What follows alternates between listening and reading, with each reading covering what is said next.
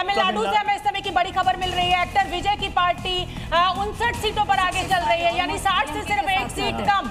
यहाँ पर कुल मिलाकर 155 सीटों का रुझान हमें मिलने लगा है और उसमें टीवी के जो है वो बड़ी बढ़त दर्ज करते हुए नजर आ रही है। लेकिन संगीत रागी आपको चर्चा में लाना चाहूंगी और बंगाल पे चर्चा में लाना चाहूंगी। ममता बनर्जी भले ही हो सकता है सरकार ना बना पाए, बीजेपी सरकार बना ले, लेकिन टक्कर यहाँ पर ममता दीदी ने तगड़ी दी है। तमाम साम दाम दंड भेद ये ममता बनर्जी आरोप लगाती रही बीजेपी पर, लेकिन उसके बाद भी इसका मतलब फ्री एंड फेयर इलेक्शन तो बंगाल में हुआ है, ये ममता दीदी मानेंगी? देखिए, मैं शुरुआत से कह रहा हूं कि ये 10 बजे तक रुकिए। जब तक 10 बजे तक ट्रेंड सेटल आपको हुआ है, थोड़ा बहुत दिखाई देगा। हमें बिहार नहीं भूलना चाहिए, 12 बजे के बाद ट्रेंड उलटना शुरू हुआ था। भारतीय जनता पार्टी जीत रही थी और बाद में जाकर के आरजेडी का बहुमत वहां आ गया था।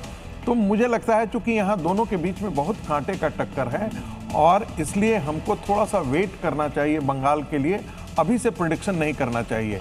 मुझे ऐसा लगता है कि भारतीय जनता पार्टी नहीं कर रही हूँ। संगीत रागी, यहाँ पर आप मेरा सवाल प्रश्न समझिए। लगातार ममता बनर्जी ये कहती रही कि साम दाम दंड भेद, मतलब बीजेपी ने अति कर दी है, सारे केंद्रीय बल में उनके अंडर में, लेकिन उसके बावजूद ममता बनर्जी, तो अब तो ममता दीदी को ये मानना पड़ेगा ना कि साहब यहाँ पर फ्री एंड फेयर इलेक्शन हुआ है। मैं ये सवाल है मेरा। मैं बिल्कुल, आपने सही कहा है, और लेकिन ममता बनर्जी को ये जानना चाहिए और देश की दर्शक भी अच्छी तरीके से जानते हैं कि बंगाल में चुनाव कैसे हुआ करता था। हम लोगों ने कल ही देखा है कि किस प्रकार से रीपोलिंग करना पड़ा है और लोग सड़कों पर उतर के आ कर रहे थे कि हमें टीएमसी के गुंडे बाहर रोक करके कहते थे कि हम आपको वोट नहीं देने देंगे। लेकर अपडेट आ रही है, क्या कह रहे हैं सुन लेते हैं एक बार। स्ट्रांग रूम से काउंटिंग सेंटर तक और मॉनिटरिंग सेंटर के संपर्क में, वहां तक हमारी पार्टी की तैयारी संतोषजनक है। अगले कुछ घंटों तक सर आपका क्या फॉलोअप रहने वाला है, क्या रूटीन है? देखिए, हम तो अभी पूरे प्रदेश से भी हम जानकारी लेंगे, खुद का भी विधानसभा है वहाँ से भी हम जानकारी लेंगे।